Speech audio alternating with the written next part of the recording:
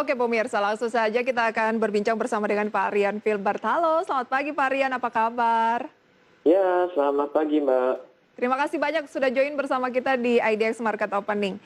Pak Sama-sama. Rian, ini banyak Mhm. sekali sentimen ya yang mewarnai di akhir pekan, meskipun pekan Iya, depan iya, efektif dari perdagangan hanya 2 hari karena kita akan libur panjang begitu. iya, iya, Em, iya. Seperti apa Anda melihat peluang dari indeks harga saham gabungan pembukaan hari ini? Iya, jadi kalau kita pelajari ya, sebenarnya kita cenderung berada pada area support, di mana support kita yang teridentifikasi paling dekat adalah di level 5.067. Nah, pada hari ini kita ada lowest-nya sudah ada di area support tersebut, yang mencapai 5.063 kalau lowest-nya. Nah, dan juga kalau kita perhatikan secara technical analysis, ada harga rata-rata pergerakan selama 30 hari. Cuma kisaran sempit yang harus kita perhatikan, sampai dengan level resisten itu tipis sekali, hanya sampai dengan level 5.140-an.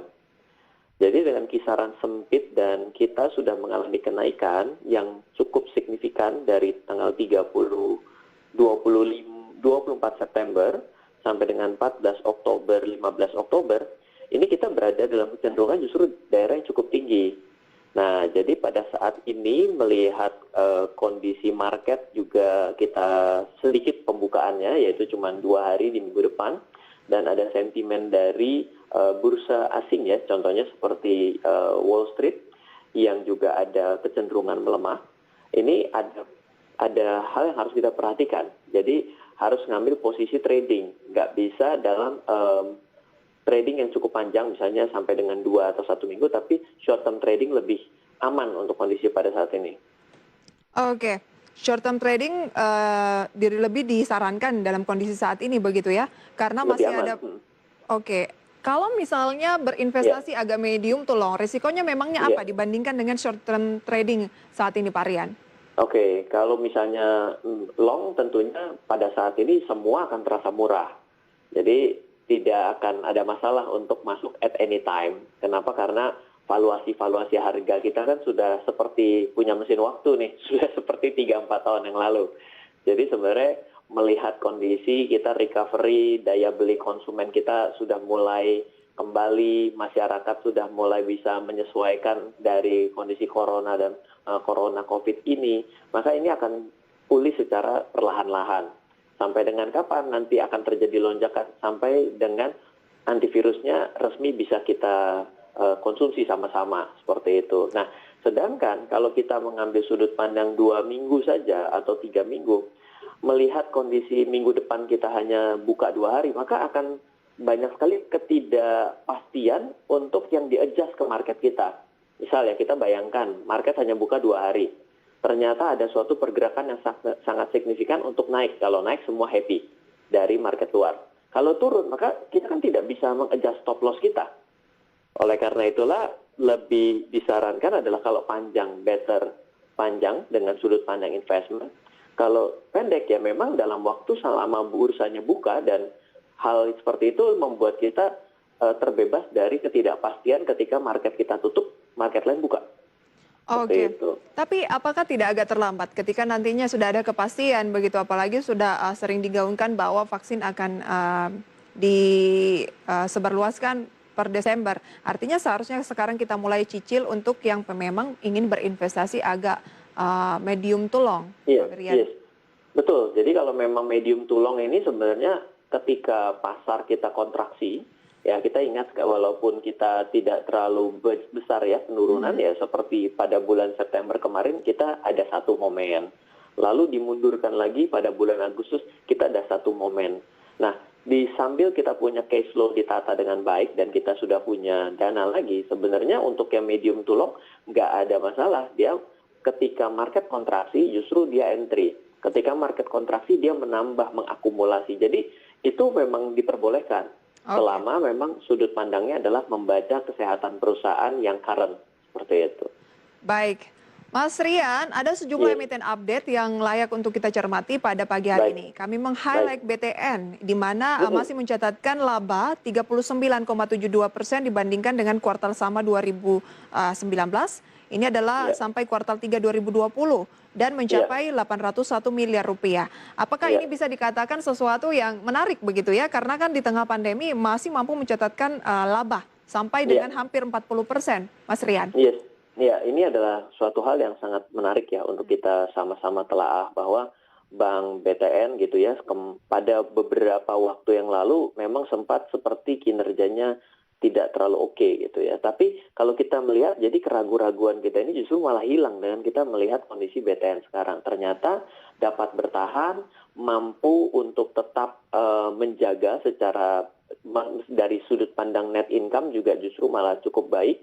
Maka dengan kondisi saat ini ya sebenarnya menjadi suatu bukti bahwa bank ini juga menjadi salah satu yang defensif terkait dengan penurunan kinerja dari negara sendiri gitu ya akibat dari pandemi. Jadi ini juga baik untuk kita cermati.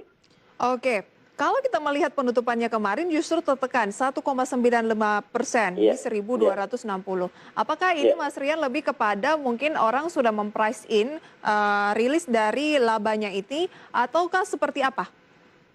Ya, jadi sebenarnya kalau kita perhatikan pergerakan BTN ini tidak ada sesuatu yang anomali. Kenapa? Kalau kita perhatikan pergerakan BTN itu naik dari 24 September sampai dengan tanggal 14 Oktober dan mulai mengalami penurunan dari tanggal 15 sampai dengan hari ini. Ini adalah suatu hal yang korelasinya mirip dengan indeks harga saham gabungannya sendiri. Jadi apa yang bisa kita lihat justru dalam kondisi pada saat ini justru adalah suatu hal yang normal dalam saham-saham yang memang divaluasi oleh orang-orang secara umum itu adalah defensif. Justru ini adalah ciri saham yang defensif. Kalau dia bisa mengimbangi kinerja indeksnya, sinergis dengan indeksnya, maka ini bagian dari kondisi yang defensif saat ini. Oke, dengan pelemahan secara year to date dari awal tahun sampai saat ini 40,5%, kemudian PER-nya tadi 8,69 kali, PBV-nya Ya. 0,78 kali, DER-nya 1.738%. Apa rekomendasi untuk BTN? Ya, kalau yang lain tadi untuk rasio oke. Kalau untuk rasio DER mungkin pada perbankan kita tidak bisa gunakan. Kenapa? Karena bank itu adalah memang DER besar. Nggak ada bank yang DER kecil. Kalau DER kecil malah nggak punya duit dia. Berarti Oke. kan nggak ada yang nabung gitu ya. Jadi sementara kalau kita perhatikan dari PER dan PBV, sebenarnya bank ini masih dalam kisaran yang murah karena kurang dari 1 secara PBV dan secara investment 10 tahun, PER-nya juga dalam kondisi yang di bawah 10. Artinya ini menjadi suatu hal yang cukup menarik. Oke, di bawah rata-rata industri berarti PER-nya ya? Yes. Oke, kalau PER rata-rata industrinya sekarang di kisaran berapa memangnya, Mas Rian? Baik, kalau untuk kita ambil finance saja ya, dan khusus pada perbankan gitu. Kalau saya lihat pada kondisi saat ini, PER-nya di 14. PER-nya di 14 ya. Oke, Ya, berarti masih cukup ada spread yang jauh ya. ya, Artinya masih cukup murah untuk BBTN. iya, Baik, ini kan BTN juga memiliki BTN Syariah yang di mana iya. nantinya akan di-merger. Apakah BTN kalau kita berinvestasi di masa saat ini, misalnya buy di 1260 menarik, kemudian support resistennya di posisi-posisi berapa yang bisa dicermati menurut Mas Rian? Baik, ini sudah kita market sudah buka dan sepertinya juga ini ya ada pergerakan yang cukup menarik dari BTN ya. Nah, ini kalau saya coba lihat dari BTN pada saat ini sebenarnya target ya pertama yang saya harus baca karena ini kenaikan cukup baik pada ini berarti sebenarnya target yang dituju mungkin di 1.600-an. 1600. Yes. Nah, dan kalau untuk saat ini maka saya bisa bilang selama dia berada di atas level 1.350, maka dia akan keep on track untuk naik. Oke. Asalkan bertahan di 1350, dia akan Ya, terus mengalami penguatan. Target ya, berikutnya adalah di 1600. iya, Wah, tadi saya katakan bahwa kemarin justru melemah 1,95% penutupan, mungkin memprice iya, in kondisi laba, tapi justru baru hari ini ya, iya, sentimen ini tampaknya direspon market dengan kenaikan pemirsa iya, dari BBTN ini 14,29% saat ini di iya, 1440. Jadi kalau iya. mau buy, apakah tunggu di 1350 atau 1440 ini di pembukaan perdagangan saat ini masih Baik, menarik, Mas Rian? iya. ada dua sudut pandang. Yang pertama, apakah Anda adalah orang buy on support atau orang justru yang buy on breakout. Bila Anda orang buy on breakout, maka kondisi BPTN seperti ini justru yang menjadi tempat Anda untuk entry. Tapi kalau Anda mau buy on support, maka Anda harus menunggu terjadi suatu swing dulu, baru Anda entry.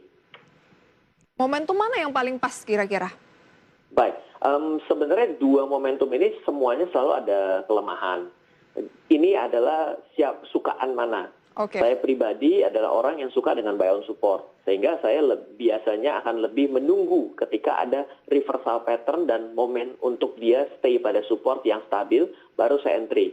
Oke. Seperti itu. Tapi melihat fenomena di market belakangan ini begitu ya Mas Rian, terkadang dalam 1-2 hari sebuah emiten bisa terbang auto reject atas. Nah ini kan masih di 17%-an, mungkin saja masih ada peluang 5%-an yang bisa dimanfaatkan kalau berani untuk ambil 1480 saat ini. Tanggapan Anda gimana? Iya, kalau melihat untung juga harus melihat risiko. Kalau kita melihat masih ada sekitar peluang 5%, kita juga harus hitung. Sampai dengan level 1350 itu jatuhnya lebih dalam nggak? 8%. So, itu menjadi suatu risiko yang lebih besar. Oke, itu dia rekomendasi dari Mas Ryan Filbert mengenai BBTN. Pemirsa, di tengah labanya yang naik 39,72% di kuartal ketiga 2020 senilai 800 miliar rupiah. Kita ke pembukaan perdagangan seperti yang sudah disonding oleh Mas Ryan tadi ya. Indeks harga saham gabungan pemirsa menguat. Hari ini naik di kisaran 0,42% sampai dengan pembukaan sekitar sudah lewat 5 menit ya. Dan update-nya di 5.112. Kemudian pemirsa saya juga ingin menyampaikan sedikit mengenai saham-saham yang menjadi top gainers. Top gainers berdasarkan persentase, ini BBTN yang memimpin. 14,29% atau 180 poin, 1.440. Ada ARKA juga menguat hampir 4%, ITIC menguat hampir 4%, Antam juga kembali menguat 1,5%, pemirsa, Astra International naik 1%. Itu di 5 menit pembukaan pada pagi hari ini dari gainers. Kemudian pemirsa losers, losersnya adalah BRIS turun hampir 7% di 1.210, ada Agro turun juga hampir 7%, 346, Kren pemirsa hari ini juga turun 5%. Dan kalau kita lihat saham-saham yang net foreign buy-nya cukup tinggi pada pagi hari ini itu saham-saham seperti apa? Tentunya lagi-lagi adalah blue chips, yaitu BBCA, ini naik 0,52%. Kemudian BBRI, Astra, Bank Mandiri, itu adalah saham-saham yang masuk dalam kategori net foreign buy. Kembali berbincang bersama dengan Mas Ryan. Mas Ryan? Iya. Kalau kita lihat kemarin justru yang mengalami kenaikan signifikan ini adalah emiten properti. Ada Asri kemarin yang menurut pantauan kami ditutup mengalami kenaikan cukup signifikan 22%-an begitu. Hari ini terkoreksi tipis saja 1,32% di 150. Bagi yang kemarin sudah sempat ikut momen begitu ya, kenaikan dari Asri, apa yang harus dilakukan dengan emiten-emiten properti? Karena bukan cuma Asri kemarin yang dilakukan pembelian oleh investor asing. Ya, pertama yang harus kita tetapkan dalam diri kita adalah atas apa kita membeli. Kalau kita atas asing membeli, repot. Kita kan nggak tahu agenda dia membeli apa. Nah, kalau kita melihat secara technical analysis, maka dapat kita lihat bahwa seperti Asri berada pada area resisten saat ini. Resisten yang saya ambil adalah resisten tanggal 9 Juni, ya mencapai level 162. Nah, jadi kalau misalnya pada saat ini Asri mengalami penurunan, ini ya salah satu identifikasinya adalah karena terkena resisten yang saya sebutkan tadi. Jadi ya ini akan ada koreksi lanjutan. Akan ada koreksi lanjutan, hindari dulu berarti ya? Ya. Baik, tapi dari deretan saham-saham properti ini ada tidak sih yang menjadi list dari saham rekomendasi untuk bisa di-buy dari Mas Ryan? Baik, jadi kalau misalnya kita bicara investment dulu ya pertama ya. Kalau secara investment maka pastikan untuk mencari saham-saham properti yang masih berada dalam kinerja yang positif. Kalaupun mau cari yang sangat konservatif ya.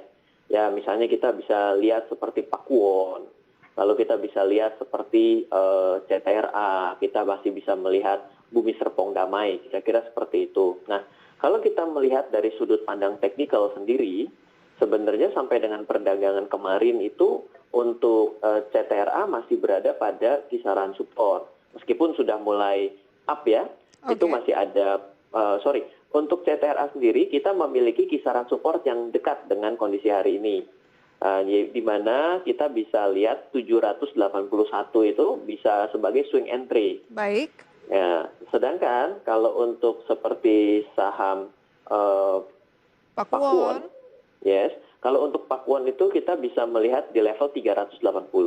380 support ya. Iya, Dan BSD sendiri supportnya bisa dicermati di posisi berapa? baik. Untuk Bumi Serpong Damai ada pada resisten saat ini. Tapi kalau untuk melihat supportnya BSDE ada pada kisaran 810. 810 ya. Iya. Peluang-peluangnya juga seperti apa? Kalau kita lihat dari support, kita mulai mungkin dari CTRA tadi. 781 adalah supportnya, resistennya Iya. kira-kira di posisi-posisi berapa? Iya, untuk resisten CTRA sebenarnya pada saat ini justru teridentifikasi dia membuat resisten baru. Oke. Tapi kalau ternyata masih ada momen untuk menguat, maka CTRA masih ada peluang mencapai level 870-880. Baik. Dan ini momentumnya masih cukup ada sih sebenarnya. 870, 880. Properti Ya. ini kalau kita keep agak medium to long, sebenarnya cukup menarik tidak Mas Ryan? Nah, kalau dalam kondisi pelemahan yang mengarah ke resesi saat ini gini ya, maka yang pertama kali akan sulit untuk berjualan adalah sektor properti. Baik. Karena orang lebih baik mencukupi kebutuhan yang lain baru properti, dan properti biasanya dilego paksa pada saat ini karena orang kehilangan cash flow. Maka secara tidak langsung sektor properti ini akan tertekan. Oke. Tapi menariknya adalah bila suatu resesi ataupun krisis lewat, maka properti itu adalah yang terbang pertama kali. Baik, tapi proyeksi kita Seperti kan kuartal 3 ini mungkin kita akan resesi, tetapi ke depannya kuartal 4 akan mulai mengalami peningkatan, harapannya seperti itu. Nanti kita bahas Betul. lebih jauh, kalau gitu properti layak tidak masuk ke saham pilihan Mas Ryan. Kita jeda dulu ya. Ya. Pemirsa IDX Channel, kami segera kembali usai pariwara berikut.